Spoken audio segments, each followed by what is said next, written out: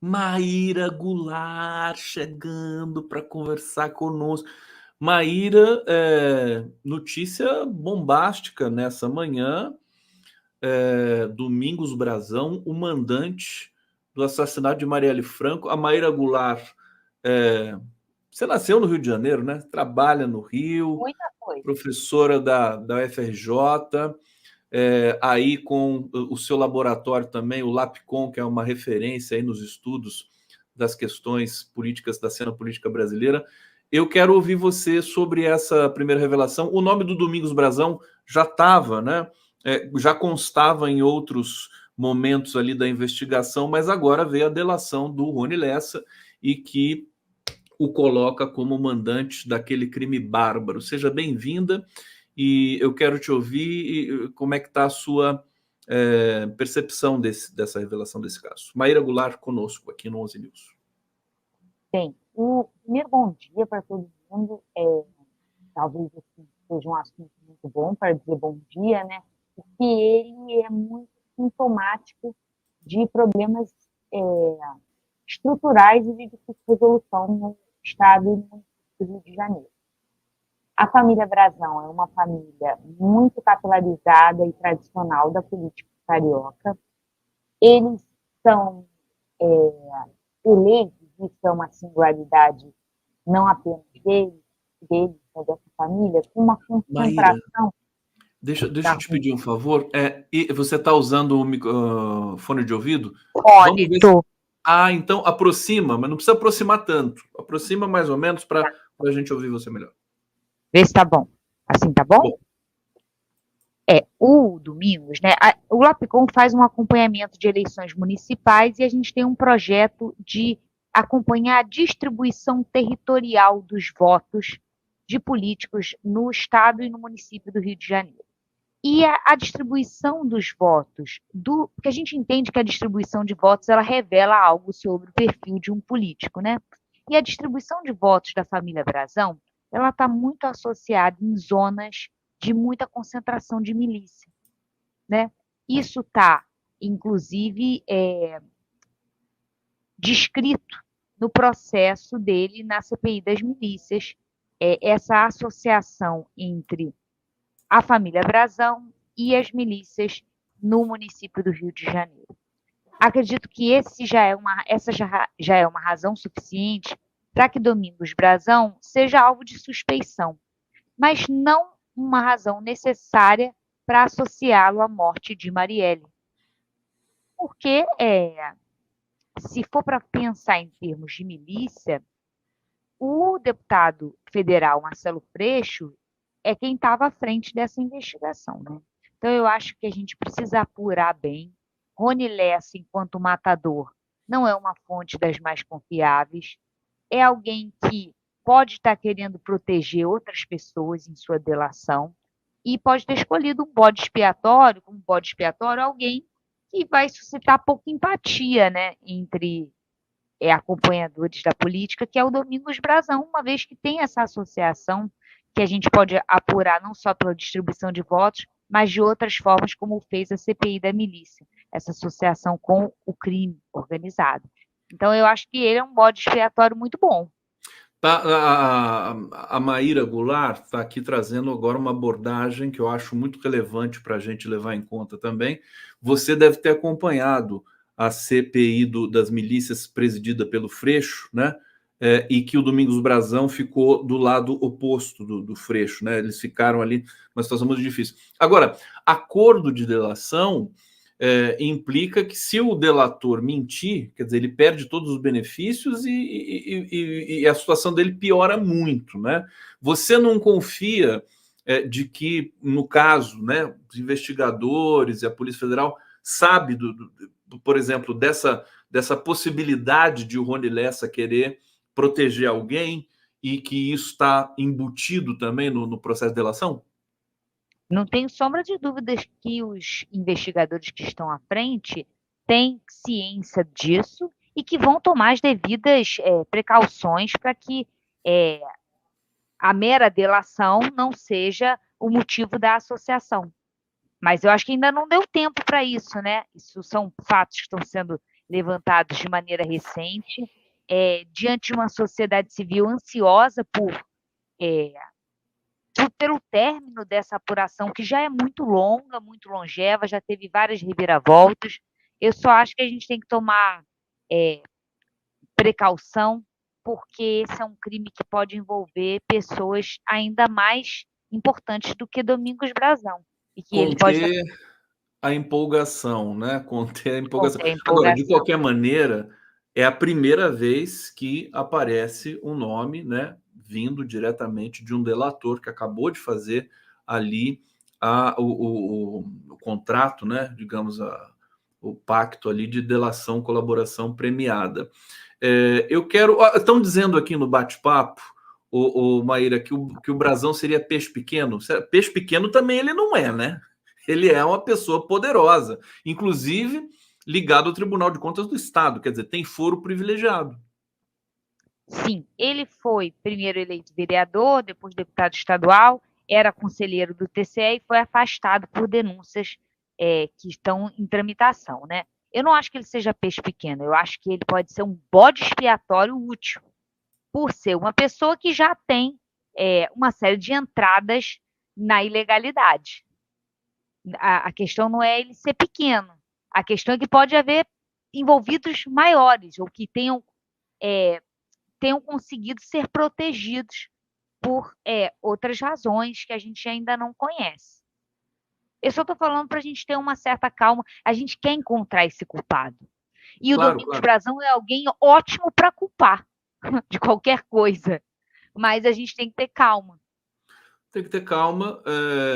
Eu vou trazer mais um trecho aqui da matéria fantástica aqui do Intercept, para a gente contextualizar melhor isso. Vamos avançar um pouco mais nesse tema, viu, Maíra? Porque assim o público está ávido por informações e por análises dessa questão da revelação e da delação do Rony Lessa, né? Bom, em maio de 2020, quando foi debatida a federalização do caso Marielle, a ministra Laurita Vaz do Superior Tribunal de Justiça informou que a Polícia Civil do Rio e o Ministério Público chegaram a trabalhar com a possibilidade de Domingos Brazão ter agido por vingança. Abre aspas, né, o relatório da ministra. Cogita-se a possibilidade de Brazão ter agido por vingança, considerando a intervenção do então deputado Marcelo Freixo nas ações movidas pelo Ministério Público Federal, que culminaram com seu afastamento do cargo de conselheiro do Tribunal de Contas do Estado do Rio de Janeiro.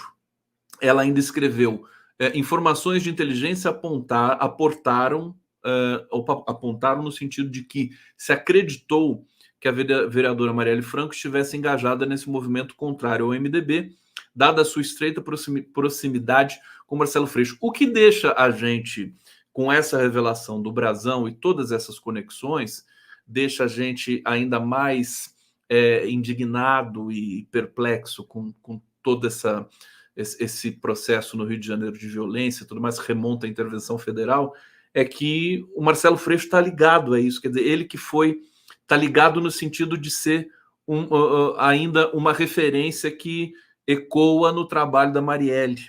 Eu queria que você falasse um pouquinho disso para a gente, Maíra, até porque você conhece bastante bem, né, o trabalho do Freixo, haja vista que você, né, participa da atividade política do Rio de Janeiro. Bem, o deputado Marcelo Freixo é alguém que tem uma ampla trajetória na Assembleia Legislativa do Estado do Rio de Janeiro. Antes de ser deputado federal, ele foi deputado estadual, e ele talvez tenha sido um dos nomes da esquerda, à esquerda do PT, mais relevante na história política do Rio de Janeiro, né? Muito do que o PSOL é hoje é devido à trajetória e ao sacrifício que o deputado fez, e que isso exige um sacrifício pessoal dele, uma vez que são incontáveis as ameaças de morte que ele sofre e sofreu durante esse processo em que ele enfrentou a milícia. Talvez graças a ele a gente tenha revertido em parte da opinião pública, né? Porque na sociedade civil eu acredito que ainda não, mas em parte considerável da opinião pública, eu acho que é graças a Marcelo Freixo que a gente conseguiu reverter uma opinião positiva que se tinha da milícia.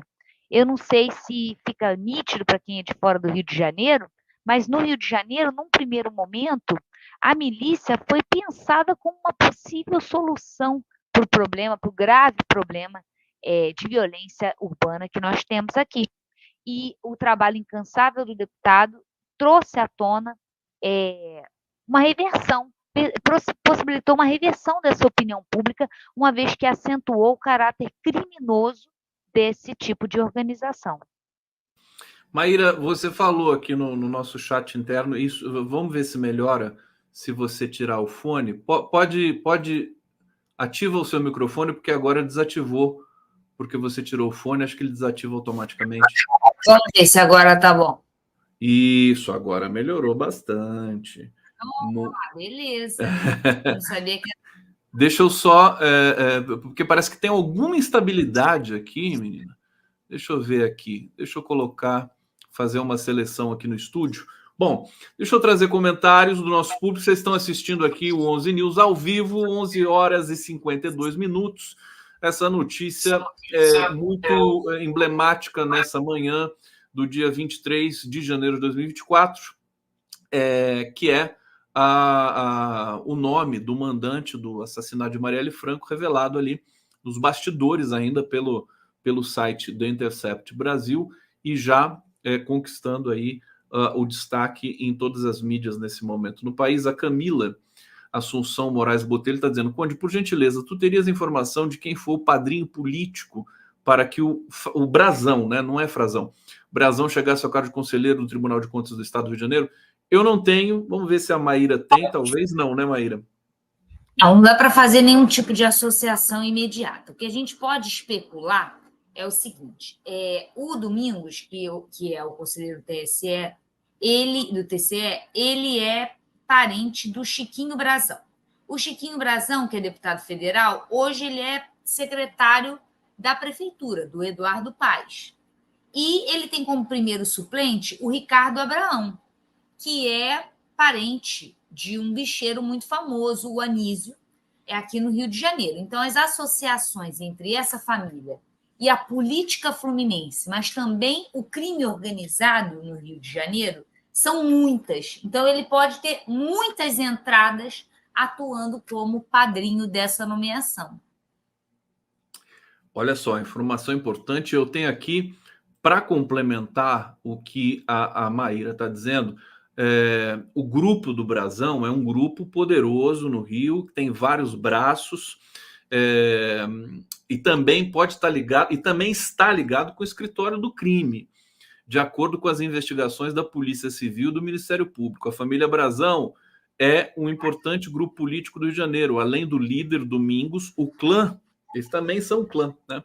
Composto pelo deputado estadual Manuel Inácio Brazão, mais conhecido como Pedro Brazão, e Chiquinho, colega de Marielle na Câmara à época do assassinato. A situação dessas interconexões de milícia, né? A gente está vendo que as milícias agora estão cobrando tudo, quer dizer, estão no mercado imobiliário, no mercado de investimentos. É uma situação que piorou muito no Rio nos últimos tempos, ô Maíra? Você pode precisar um pouco? Sem sombra de dúvida. Houve talvez uma ramificação da milícia para uma série de outras atividades para além do controle da violência num determinado território. É assim que elas começam, né? Tentando, se apresentando como garantidores da segurança num determinado território. Mas a partir dessa porta de entrada, né, que é o controle da violência nesse território, eles começam a oferecer uma série de outros serviços mediante contrapartida financeira não voluntária, ou seja, extorsão. Há também já, de maneira bem avançada, as investigações da associação entre a milícia e o próprio tráfico de drogas, que em muitos locais atuam como concorrentes, em outros como parceiros, em empreitadas de extorsão da população que vive nesses territórios. Acho que a situação se agrava porque, por possuir, né, esse controle da violência e também da economia dos territórios, esses grupos acabam tendo controle político também, né? E sendo capazes de eleger os seus apoiadores, o que gera uma ramificação não só econômica, mas também política, que dá sustentabilidade ao crime organizado no Rio de Janeiro. Maíra Goulart aqui no 11 News, vocês estão assistindo ao vivo essa cobertura aqui especial sobre o caso Marielle Franco, que teve hoje revelada através da delação premiada do Rony Lessa, segundo o site da Intercept, o nome de Domingos Brazão, que é conselheiro do Tribunal de Contas do Estado, portanto tem foro privilegiado, e os caminhos para se chegar até ele terão de ser autorizados pelo Superior Tribunal de Justiça. Agora, o vazamento do nome do Brazão, quer dizer, o Brazão a essa altura, se bem que ele já foi denunciado por tanta coisa que ele não deve estar muito chocado com o nome dele aparecendo na delação do Rony Lessa, né, Maíra? Eu tenho aqui uma outra... Deixa eu trazer uma outra questão para você, que é o seguinte. O João Amorim disse aqui para a gente o seguinte, que a gente sempre tem que explicar isso, porque uma delação premiada ela não vale por si. Depois de delatado, as autoridades investigam para conferir, corroborar a delação do delator. Eu queria perguntar para você se esse processo não tiraria a desconfiança que você manifestou aqui, que pode ser um blefe do Rony Lessa, quer dizer, pela corroboração da polícia. Diga lá para a gente.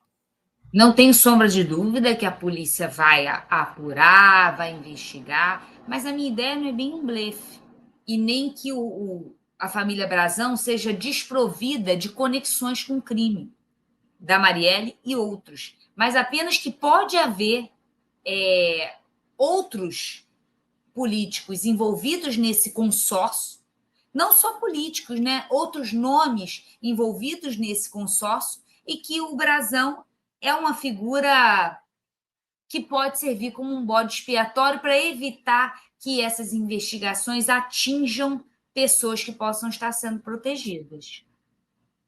Aliás, você me fez lembrar aqui do Sérgio Moro, Maíra, porque bode expiatório por bode expiatório, o fato de o Moro agora cair em desgraça, né, tá prestes a ter o mandato cassado, né, em função das ilegalidades cometidas ali nas campanhas eleitorais dele, né, que foi a presidente, depois a senador, tudo misturado ali, misturou contas de campanha.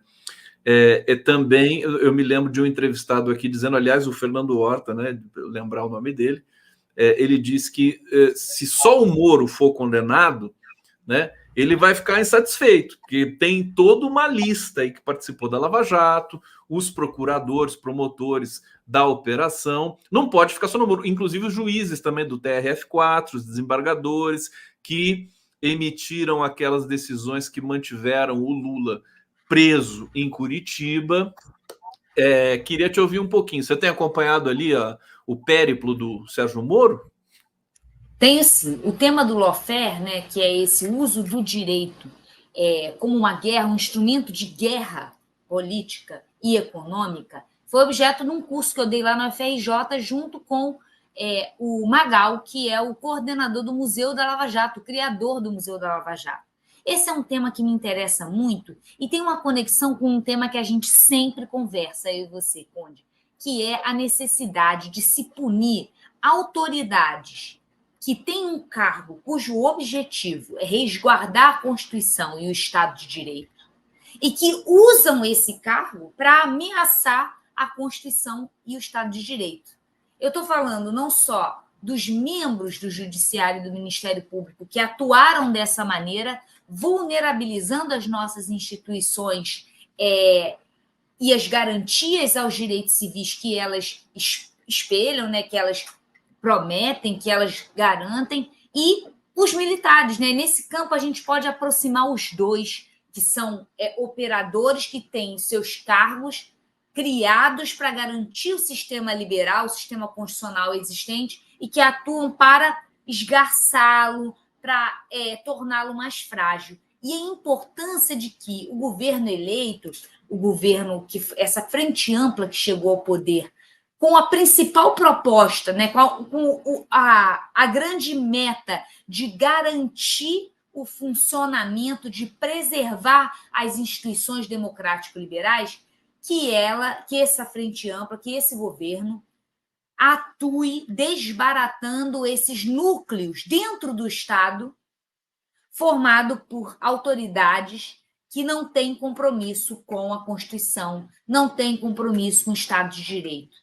Isso é perigoso? É, porque essas pessoas têm poder, essas pessoas podem fragilizar, criar instabilidades políticas, mas essa é uma tarefa que precisa ser levada a cabo, porque esses são núcleos sempre presentes e que podem gerar ameaças, são núcleos que consistem em ameaças ao Estado de Direito.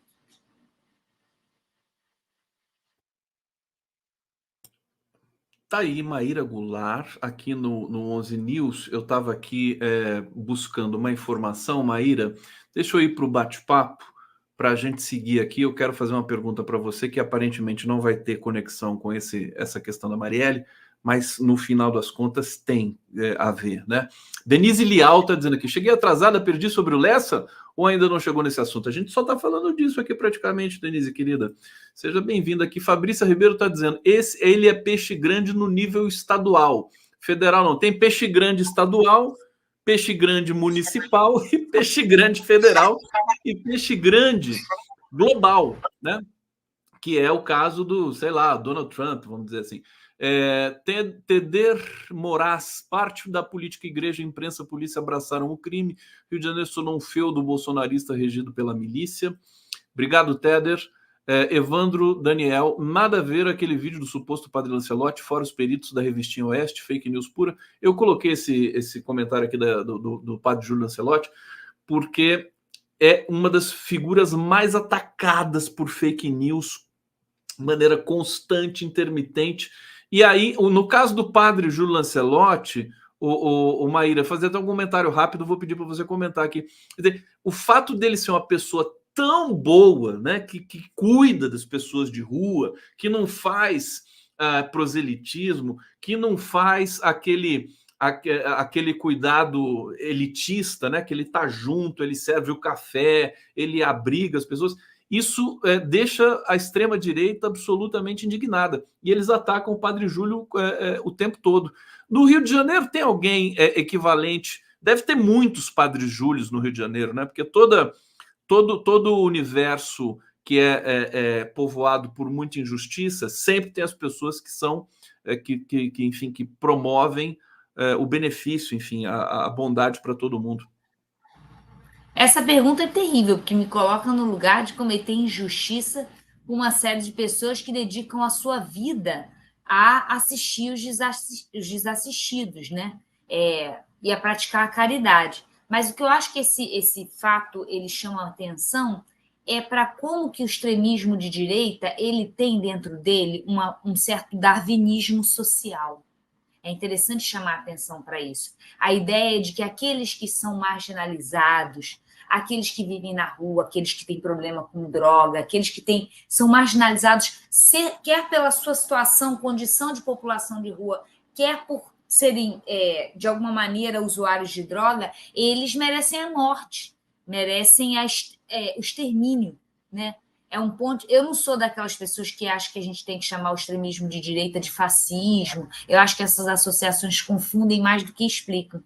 Mas nesse ponto há uma certa conexão nessa ideia de darwinismo social, de que aqueles que são mais fracos ou degenerados de alguma maneira merecem ser exterminados. Eu acho que esse caso do padre Júlio Lancelotti é menos sobre o padre e mais sobre esse componente talvez o mais nefasto da extrema-direita.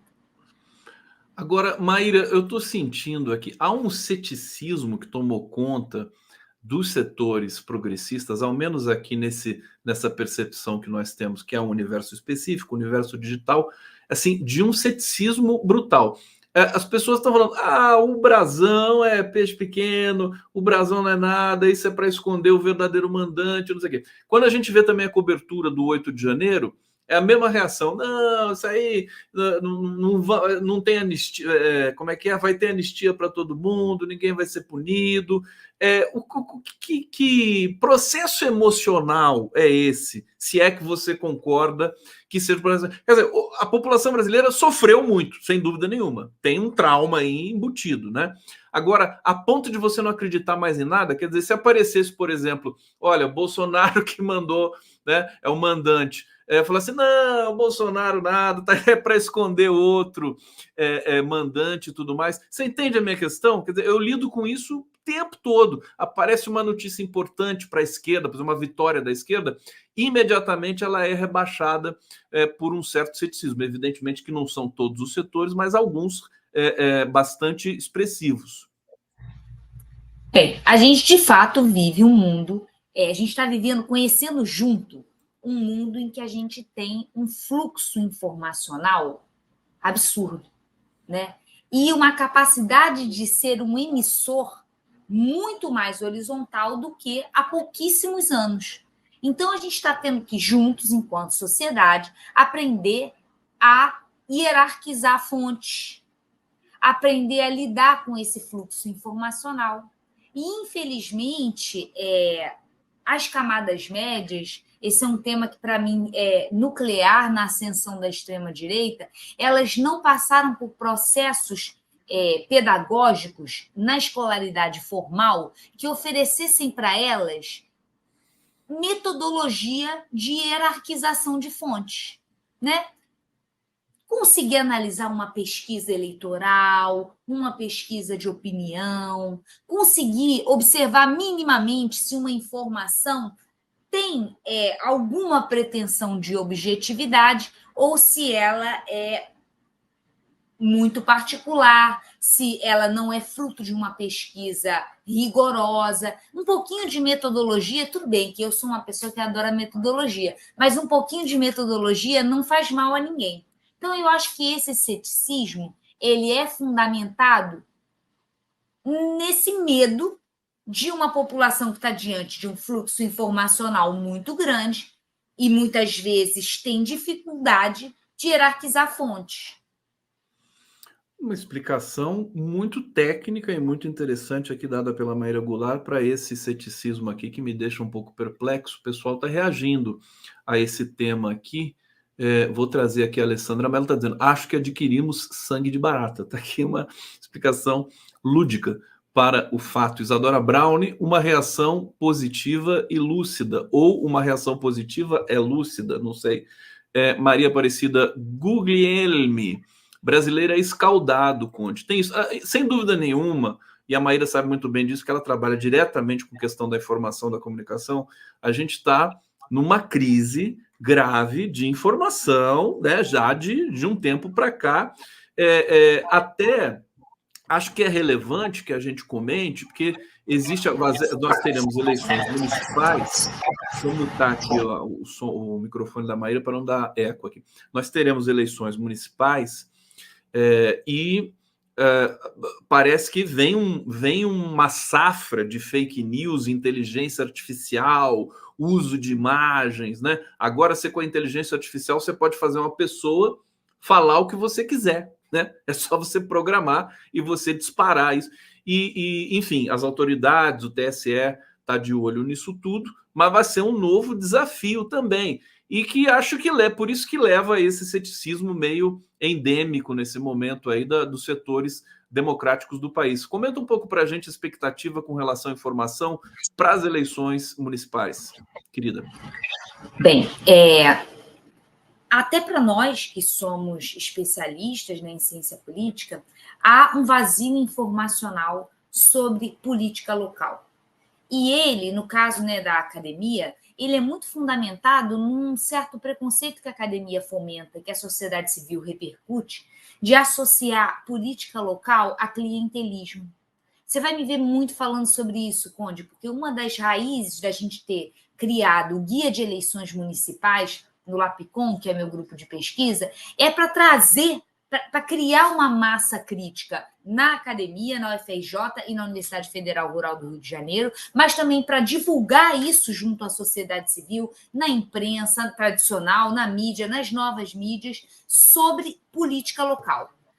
No nosso primeiro volume, a gente fez um levantamento sobre os candidatos a prefeitos no estado do Rio de Janeiro, nos municípios pequenos, a gente deu vazão, deu voz para contar essas histórias que acabam sendo perdidas, elas vão ser aniquiladas da memória, né? A política local, por conta de ser desmerecida como um lugar de clientelismo, de bagunça, ela acaba não sendo vista como um objeto de estudo e de atenção devida. Quando, na verdade, gente, a política local é a política que está mais próxima do cidadão, que vai lidar com temas que perpassam o seu cotidiano. E daí elas deveriam ser objeto de mais atenção, porque elas lidam com temas concretos e porque a proximidade com os representantes é maior. Então, a possibilidade de cobrança é maior. Mas olha que interessante. Quando a gente vai ver, por exemplo, as plataformas por meio das quais os cidadãos poderiam, eles mesmos, buscar informações sobre isso. Os sites oficiais das câmaras municipais. Hoje de manhã eu tive uma reunião sobre isso. Muitos sites de câmaras municipais estão desatualizados, não apresentam as informações da ordem do dia, dos projetos de lei que estão sendo investigados. Eu tenho uma mestranda que está fazendo um levantamento sobre esses portais em âmbito municipal, e ela está identificando uma disparidade e, em muitos municípios, um bloqueio no acesso a essas informações. Tudo isso impacta nessa percepção de distanciamento com a política municipal. Às vezes é mais fácil para o cidadão achar uma informação no site da Câmara dos Deputados lá de Brasília do que no seu próprio município, que deveria ser muito mais próximo, ele deveria conseguir falar desses temas com mais propriedade, devido à proximidade física com essas autoridades. Olha aí, Mayra Goulart explicando para a gente aí um pouco dessa situação, desse contexto das eleições de 2024. Aliás, tendo como base o cenário de São Paulo, né, que trouxe aí de maneira cinematográfica, né, a Marta Suplicy para a cena do Partido dos Trabalhadores mais uma vez, né, ela vai ter uma cerimônia de filiação, acho que no dia 2 de fevereiro, da Marta, quando o PT vai fazer, acho que 44 anos de existência, e até a ida do Aldo Rebelo também para a Secretaria de Relações Internacionais do Ricardo Nunes. E toda essa movimentação deixa meio evidente, Maíra, quero saber o que você acha, da nacionalização das eleições municipais. E eu queria saber, você entende que essa nacionalização Lula-Bolsonaro vai ser assim, Lula versus Bolsonaro aqui em São Paulo, Rio de Janeiro e tal, isso é bom para a esquerda ou bom para a direita ou é igual? Como é que você vê isso? Bem, primeiro eu vou contestar. Eu não acho que a indicação da Marta ela seja necessariamente uma nacionalização, não. A Marta, ela é alguém que tem uma trajetória local no estado de na cidade de São Paulo. Ela está associada muito à Zona Sul e outras zonas de classe popular que têm uma memória das políticas sociais levadas a cabo durante seu governo. E que, portanto, pode compensar um certo viés, uma certa facilidade que o candidato Boulos tem nas elites, nas camadas médias, por ser uma personalidade da esquerda, por ser uma personalidade de uma esquerda nova, de uma esquerda muito conectada com a modernidade, e a Marta, ela sendo capaz de se conectar pela sua trajetória de atuação na cidade, enraizada na cidade, com outras camadas sociais. Então, eu acho que a eleição municipal ainda é muito definida por temas próprios de cada município, de elites políticas locais, com seus arranjos que não necessariamente são arranjos nacionalizáveis. Os partidos nos municípios, eles não seguem muitas vezes a mesma lógica que vão seguir em âmbito federal. Então, você vai ver partidos que são inimigos no âmbito federal e que se encontram próximos e associados em âmbito municipal. Eu quero contestar essa ideia de que as eleições municipais são nacionalizadas, mas nas grandes capitais, é claro que isso perpassa, é um atravessamento na eleição municipal, uma vez que as grandes capitais elas são muito permeáveis a discursos nacionais, a discursos que reverberam em âmbito federal. Isso não é o caso das cidades pequenas e médias. São Paulo já é nacional por definição, né? Uma cidade com 18 A megalópole. Uma megalópole e tudo mais. Agora, não vamos só esquecer o seguinte, quero acrescentar 2 dados aqui. A Marta participou da cena nacional e isso ativa muito a memória da militância, quer dizer, o fato dela votar pelo impeachment da Dilma, o fato dela sair do PT daquele jeito, né, dramático, e claro que ela tem as conexões locais e tudo mais, mas o curioso é que assim, Lula articula de um lado isso com o Boulos e o Bolsonaro articula de outro, ainda que de maneira um pouco fanfarrona, né? Junto ali com o Tarcísio deu um apoio para o Ricardo Nunes, um apoio sem convicção, ficou uma coisa constrangedora. Quer dizer, porque é a eleição mais importante, né, Maíra? A de São Paulo, tem a do Rio também. Aliás, a do Rio é importante também a gente comentar o Eduardo Paes fazendo as articulações, o PT vai apoiar o Eduardo Paes, né? Agora, apareceu o Tarcísio também, que é o professor do PSOL, que é uma figura fantástica aí. Como é que está a situação no Rio de Janeiro? Dá um panorama para a gente, você que deve estar acompanhando. Claro, a situação no Rio de Janeiro ela é bem interessante porque ela revela essa mudança de estratégia do PT no Rio de Janeiro e em São Paulo. Quando a gente compara com 2020, que aliás foi o pior resultado do PT em eleições municipais desde 89, se eu não me engano, mas foi o pior na história recente, quando o PT decide estar na cabeça de chapa do maior número de municípios, ou seja, ser quem indicar o prefeito na maioria dos municípios. E na eleição desse ano, por perceber o fracasso dessa estratégia, o PT muda e ele opta por apoiar os nomes de cada município que tem mais chances de vencer e que são do campo progressista. Por que ele adota essa estratégia? Adota essa estratégia por perceber o quanto a eleição municipal é importante para a eleição nacional. Então, não é que o município está se nacionalizando, é que o âmbito federal tem tanto interesse no município, ou seja, em ter cabos eleitorais. As elites políticas nacionais precisam desses cabos eleitorais locais para abrir palanque para elas em 2026. Brasília é muito longe. Não adianta você fazer política em Brasília se você não tem seus aliados locais para fazer campanha por você, para te abrir palanque quando chegar a eleição nacional. No Rio de Janeiro, a gente está vivendo isso. A gente está vivendo o PT se apresentando como um aliado e fortalecendo a candidatura de Eduardo Paes, tendo em vista o compromisso que ele teve durante a eleição passada e nas próximas, de servir como uma linha, uma fronteira de contenção da extrema-direita no Rio de Janeiro, que tem muito enraizamento. A gente não pode esquecer que o Jair Bolsonaro vem do Rio de Janeiro e que seu filho Flávio Bolsonaro e Carlos Bolsonaro são protagonistas da cena política da capital e do estado, né? No caso, o Carlos Bolsonaro é vereador do município do Rio de Janeiro e o Flávio Bolsonaro senador pelo Rio de Janeiro. Então, a gente não pode esquecer que a família Bolsonaro é muito forte no Rio de Janeiro, porque a população tem esse viés extremista de direita.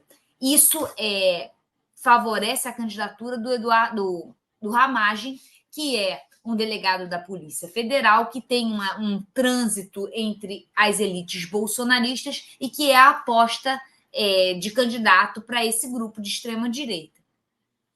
Maíra Goulart, não deu para a gente falar nada do que a gente tinha combinado, mas são evangélicos vão ficar para trás. Os evangélicos. A gente ia falar daquela pesquisa que colocava o Lula um pouco melhor aí na cena nacional também. Eu queria perguntar para você da greve que vai ter na Argentina amanhã, que está mexendo até com os voos aqui da América do Sul. Tanta coisa. Eu vou receber na sequência aqui, a gente vai se despedindo, o Paulo Amarante, Maíra Goulart, que você deve conhecer, que é uma das referências do nosso país em saúde mental e que é um carnavalesco assim inveterado e tem vários blocos, e ele vai falar para a gente um pouco aqui dos blocos que tem no Rio de Janeiro. Você também é carnavalesca ou não é carnavalesca? Não é. Aí, a Maíra já fez uma cara, tipo, eu já ia falar para você. Vou ficar devendo. Sair no bloco do Paulo Amarante aí. Não, Maíra? Não. Eu fujo. Carioquíssima da Gema, que nem você. Eu sou muito carioca, eu adoro botequim, bar, confusão, mas carnaval é demais, é muito quente. E eu sempre morei em frente a um bloco de carnaval. Sempre. Até quando não tinha bloco de carnaval, durante uma época não teve bloco de carnaval. Era carnaval só no Sambódromo, no Rio de Janeiro. Mas no meu bairro, eu moro num bairro de subúrbio, sempre teve bloco de carnaval. A Perereca do Grajaú. A longeva Perereca do Grajaú. E morar onde é o carnaval é muito para mim, gente. Ai, Maíra. Maíra, querida, brigadíssimo pela presença aqui no 11 News. Bom trabalho aí com os seus alunos orientandos com o seu laboratório, o laboratório que não é seu, mas é de todo um grupo Nossa. de pesquisa aí, nosso, né, o LAPCOM, e semana que vem estaremos juntos de novo. Um beijo grande. Obrigado, viu? Beijinho, gente. Tchau, tchau.